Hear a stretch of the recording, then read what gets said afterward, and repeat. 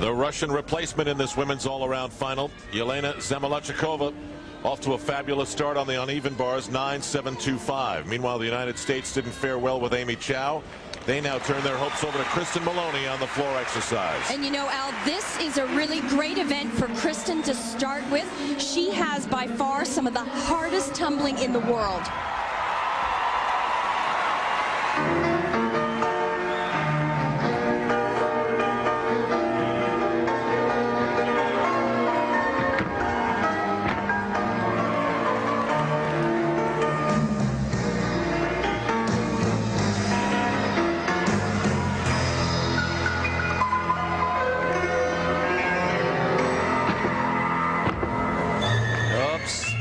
Couple of steps there, that's going to cost her.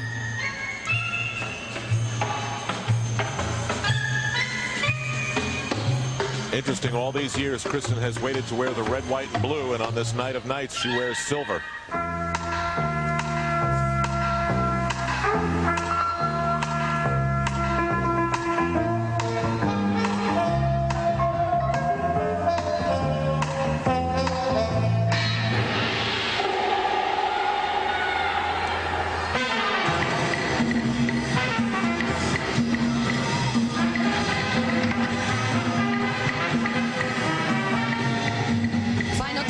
She does it in combination. Whoa, really close to going out of bounds there.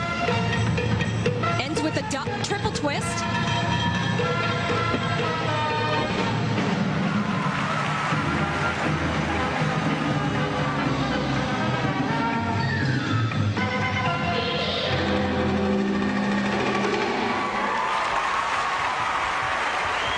Well, it was a good routine for Kristen Maloney, but when you're competing with the 36th best gymnasts in the world, those little steps, they will make the difference. And those little steps have prevented the United States from achieving the success they hoped for in these Olympic Games to this point. Meanwhile, these rotational groups are split in half, and now the second half of each group is given warm-up time. Elise Ray is on the vault for the United States, the third member of their representation here in the all-around. She said this morning she wasn't concerned about her shoulder at all. Oh my gosh. Oh, wow. That's amazing. That is That's scary. Unreal. She completely misses the front of the horse, just kind of brushes it.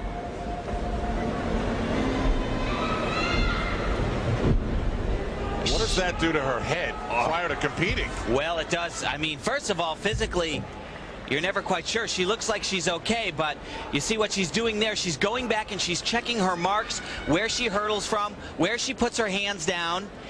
So important, the timing of everything and where your hand placement is before the board. Wow.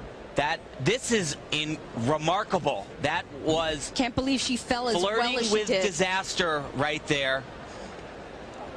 Hands just barely missed the front of the horse. Kind of scrape it as it's going down. Mom and Dad, Ellen and Bill, and a little reassuring tap on the leg from Bill to Ellen. Andrea Raducan, who's about to go in the vault with Elise Ray in this group. Yikes! Ooh.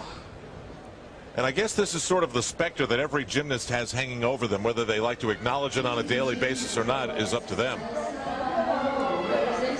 I'm sure Kelly Hill didn't think that she would have to do this sort of mental coaching right before Elise Ray went on the vault. So back we go to Andrea Raducan. This is for real. The 16-year-old was part of the Romanian gold medal effort in the team final. Remember, she was the one hoisted up on the shoulders of the coach, Octavian Bellew. And certainly one of the favorites to win this all-around gold medal. Well, a very nice vault, but a pretty big hop for what Raducan is accustomed to. She has been, so far, the most consistent athlete of these games. And she typically scores in the 9-7 range on this apparatus. Nice push off on the horse, but you see that slide back on the landing.